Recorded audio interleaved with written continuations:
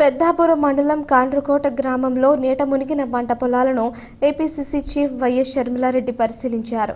ఏలేరు కాలువకు వచ్చిన వరద ముప్పు కారణంగా రైతులకు జరిగిన నష్టాన్ని చూసి చలించిపోయారు.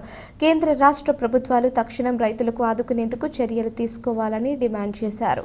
రైతులతో మాట్లాడిన షర్మిలారెడ్డి పంట నష్టం వివరాలను అడిగి తెలుసుకున్నారు.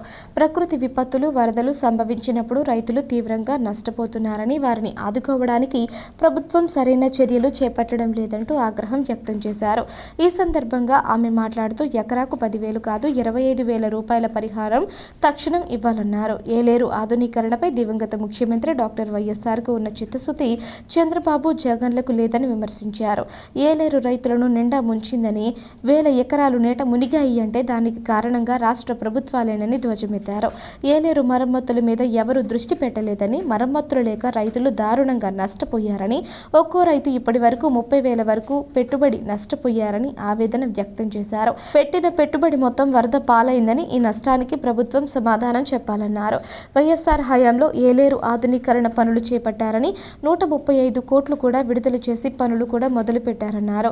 వైఎస్ఆర్ చనిపోయాక ఏలేరు ఆధునీకరణపై ఎవరూ దృష్టి పెట్టలేదు. ఇప్పుడు బాబు, జగన్ తప్పిదమే అంటున్నారని, జగన్ బాబు తప్పిదం అంటున్నారని వ్యాఖ్యానించారు. ఎన్డీఏ ప్రభుత్వానికి ఆంధ్రప్రదేశ్ అంటే చిన్నచూపు ఉందని ఆరోపించారు.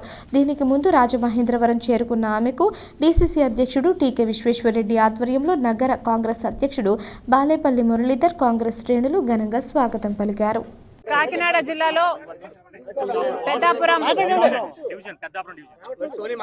నియోజకవర్గంలో రైతుల కష్టాలు చూడడానికి వచ్చింది కాంగ్రెస్ పార్టీ. ఇక్కడ ఇటీవల వచ్చిన వర్షాలకి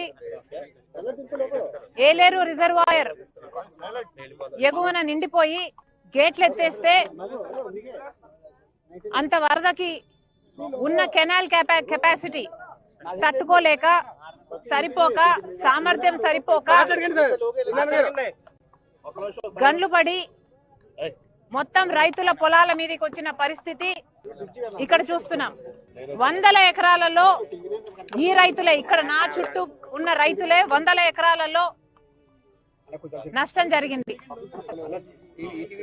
దీనికి కారణం ఎవరు అని ఒకసారి ఆలోచన చేస్తే,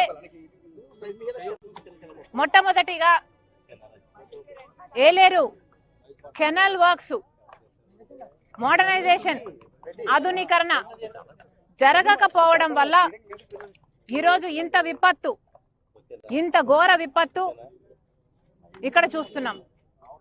ఈరోజు మేము అప్పు తెచ్చి మరి కనీసం 30,000 రూపాయలు ప్రతి ఎకరాకు పెట్టడం జరిగింది. మొత్తం డబ్బు పోయింది. మేమంతా కౌలు రైతులమే. నష్టపరిహారం వచ్చినా రైతుకే వస్తుంది, లేకపోతే రైతు భరోసా వచ్చినా రైతులకే వస్తుంది. కౌలు రైతులకైతే ఏమీ రావటం లేదు అని వీళ్ళు వాపోతున్నారు. తర్వాత 5 సంవత్సరాలు జగన్మోహన్ రెడ్డి గారు ముఖ్యమంత్రిగా ఉన్నారు. ఇప్పుడు చంద్రబాబు గారు చెప్తున్న మాట, జగన్మోహన్ రెడ్డి గారు కారణం దీనికి. జగన్మోహన్ రెడ్డి గారు మేము కాంట్రాక్ట్ ఇస్తే దాన్ని ఆనర్ చేయలేదు, క్యాన్సిల్ చేశాడు.